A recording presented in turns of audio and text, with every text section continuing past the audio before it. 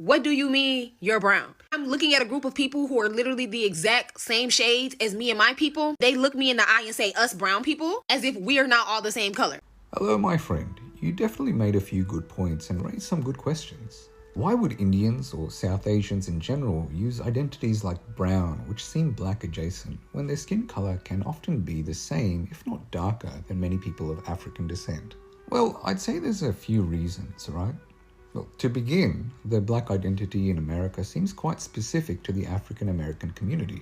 There's this distinct experience and history tied to that identity that doesn't really apply to South Asians.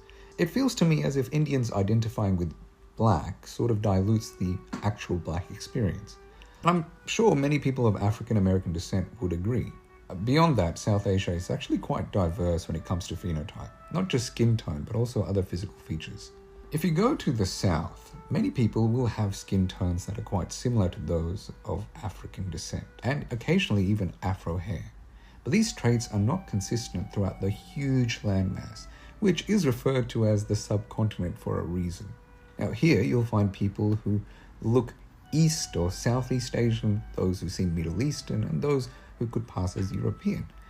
So if you were to apply that identity onto the entire subcontinent based on the appearance of only a few groups, it wouldn't make much sense. Personally, I don't even like to use identities like brown or desi anymore, simply because the diversity, I think, can best be represented through terms that describe geographical positioning. So I prefer to use terms like South Asian to represent those people, or simply use the national identities of each country.